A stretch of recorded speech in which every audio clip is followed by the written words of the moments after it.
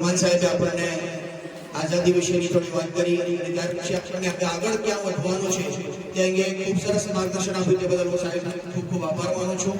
અને આપણે પણ નક્કી કરીએ કે હવે આપણે આવનારા સમયમાં આપણને અને આપણા દેશની જે બાબતોની જરૂર છે તે બાબતોમાં આપણે ખૂબ આગળ વધીશું અને ખૂબ તરક્કી કરીશું.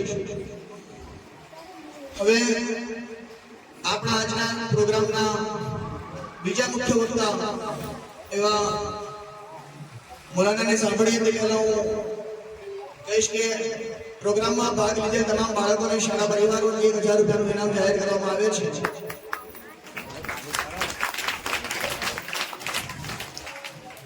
હવે પ્રોગ્રામમાં આપણા બીજા મુખ્ય વક્તા એવા હઝરત મૌલાના યાસીન સંધુ સાહેબને હું વિનંતી કરીશ કે જેઓ મોકાને અનુરૂપ પોતાના બાળકોને માર્ગદર્શન આપશે.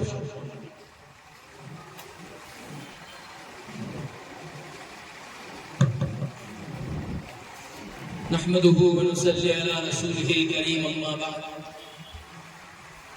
अऊज़ु बिल्लाहि मिनश शैतानिर रजीम बिस्मिल्लाहिर रहमानिर रहीम वअतसिमू बिहब्लिल्लाहि जमीअन व ला तफर्रक़ू वक़ाल अल्लाहु तआला व तिल्कल अय्यामु नुदाविलुहा बैनन नास सदक़ल्लाहुल अज़ीम. वफादारी वतन से हो ये इस्लाम कहता है, वफादारी वतन से हो ये इस्लाम कहता है. हम दिल के हर गोशे में हिंदुस्तान रखते हैं. गिरामी कदर प्रिंसिपल साहब, दीगर पोलन बाजार गोधरा उर्दू स्कूल के टीचर्स हजरात, मेहमानाने मुकर्रम और इस स्कूल में पढ़ने वाले मेरे भोले भाले बच्चों, हम इस वक्त 15 अगस्त इस मुल्क की आजादी के जश्न के उन्वान से यहाँ जमा है. हम सब बहुत ही काबिल मुबारकबाद हैं कि हम इस हिंदुस्तान में जी रहे हैं, रह रहे हैं. ये मुल्क हिंदुस्तान एक वक्त वो था कि जो मन के काले और रंग के गोरे, जिन्हें अंग्रेज कहते हैं, जिनके कब्जे में था. यह मुल्क हिंदुस्तान अंग्रेजों की मुकम्मल निगरानी में और मुकम्मल कब्जे में था. यह मुल्क हिंदुस्तान हमारा था, हुकूमत उनकी थी, हुक्मरान वो बैठे थे.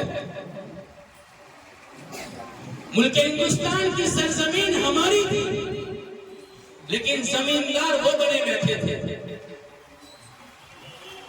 और हम सब, क्या बड़ा क्या छोटा, सब के सब उनके मजदूर बने बैठे थे. लेकिन मेरे दोस्तों, कहने वाले ने क्या खूब कहा कि मन जद्द वजद, जो कोशिश करता है वो पाता है, जो कोशिशों में लगा रहता है वो एक न एक दिन मंजिल पर पहुंचता है. क्या हिंदू, क्या मुसलमान, क्या सिख और क्या ईसाई, सबके दिलों में एक जोश, एक वलवला, एक साथ उठा. यही तो कुरान की तालीम है. सब एक हो जाओ, सब भाई भाई हो जाओ. यही इस्लामी तालीम है. और यही हम सब के आका हजरत मोहम्मद रसूलुल्लाह सल्लल्लाहु अलैहि वसल्लम ने तालीम दी. भाईचारगी, वुड ब्रदर, ये सबक इस्लाम ने सिखाया. उस वक्त तमाम मजहब वाले अपने मजहब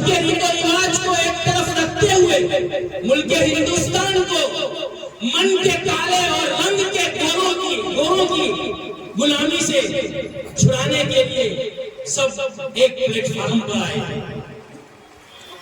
और सिर्फ मर्द हजरत नहीं बल्कि लेडीज यानी औरतों ने भी, बच्चों ने भी, बूढ़ों ने भी, सबने हिस्सा लिया। सिर्फ जान नहीं बल्कि तन मन धन की कुर्बानी दी। मैं अपने उस्ताद मोहतरम हजरत मौलाना इकबाल साहिब दामत बरकातुहुल आलिया के साथ इसी हिंदुस्तान के मुख्तलिफ शहरों में सफर करता हूँ और किए हैं मैंने सफर। कभी तो पाटन की सरजमीन पर हिंदू मुस्लिमों के सामने हजरत मौलाना ने पूरे हौसले के साथ इस मुल्क हिंदुस्तान की आजादी के सिलसिले में, भाईचारगी के सिलसिले में, आपस में मोहब्बत का जो सबक सिखाया वो मैंने अपने सगे कानों से सुना। कभी तो झीलों की बस्ती भोपाल की नगरी में मैं मौलाना के साथ रहा, वहां भी ये पैगाम दिया। कभी काकोशी की सरजमीन पर तो कभी हरसोट, मौलाना ने बड़े बड़े प्रोफेसर और टीचर्स हजरात उनके सामने ये सबक दिया जो सबक मैं आपकी खिदमत में पेश कर रहा हूं।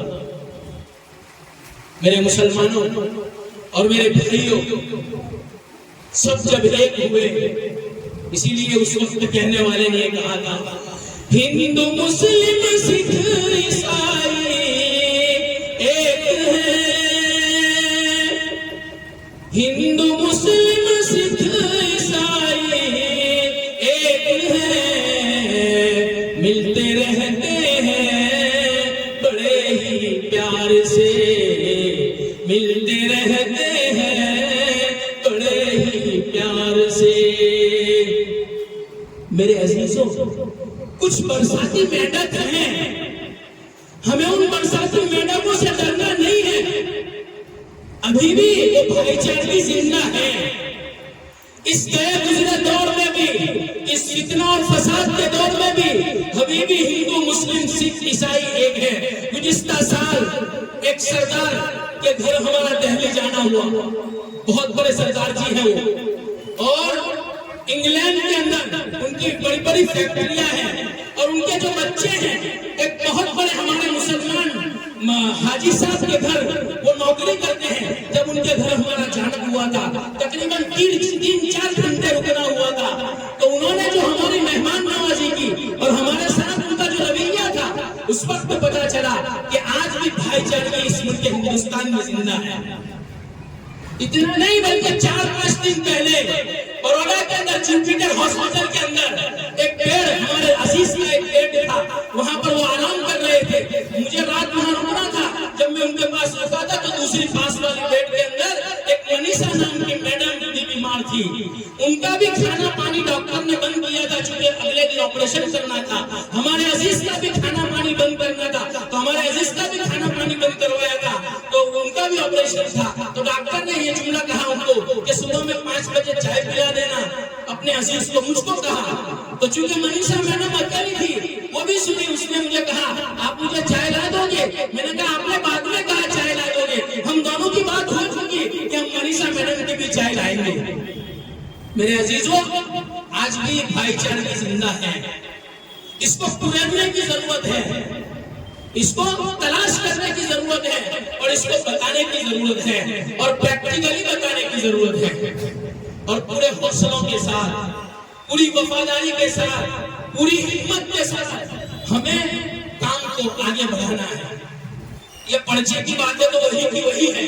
अल्लाह ने आप लोगों की तलब और उर्दू स्कूल की इस हौसलगी को देखकर जो जुबान पर मेरा पैगाम आया वो मैंने आपकी खिदमत में रखा। वरना इस मुल्क के हिंदुस्तान की आजादी में सबने हिस्सा लिया है, सबने हिस्सा लिया है। हिंदुस्तान छोड़ो की तहरीक, रेशम शुमाल तहरीक, ये सारे उन्वानात हैं किताबों में, ये सारे उन्वानात हैं किताबों में। हम इसको पढ़ें और पढ़ने के बाद इस वक्त हम क्या कर सकते हैं वो हम करें। यही हिंदुस्तान छोड़ो की तहरीक में आपको याद होगा कि मोहम्मद अली जौहर को, हजरत मौलाना मोहम्मद अली जौहर को जेल जाना पड़ा। हमारे बड़े जेलों में भी गए और हमारे बड़ों ने फांसी के फंदों पर भी चढ़े और हमारे बड़ों ने कुर्बानियां भी दी, छोटों ने, बड़ों ने और औरतों ने, सबने कुर्बानियां दी। वक्त वो जेल जा रहे थे, उस वक्त उनके घर में बेटी की पैदाइश है और 21 साल जेल में हो चुके, तो घर से खत जाता है जेल में, खत में ये लिखा है कि आज बेटे की शादी है। तो हजरत ने यूं कहा कि कह दो, मस्जिद में ऐलान करा दो कि आज जिंदा बाप के बेटे की शादी है। ये कुर्बानियों के बाद ये मुल्क आजाद हुआ है। इसलिए मेरे अजीजों, ऐसे ही तोहफे में नहीं मिली है आजादी हमें। बहुत सारे चिराग बुझे हैं, तब ये दीप जला है। अल्लाह करे हमें समझ में आ जाए और हम पूरे हौसले के साथ पूरे मुल्क में और पूरे दुनिया में हम भाईचारे का सबक सिखाएं। अल्लाह हमें आज की इस तकरीब को मुबारक फरमाए और हम सबके लिए भाईचारे का, आपस में मोहब्बतों का, एक होने का और आगे बढ़ने का अल्लाह ताला हमें हौसला अता फरमावे।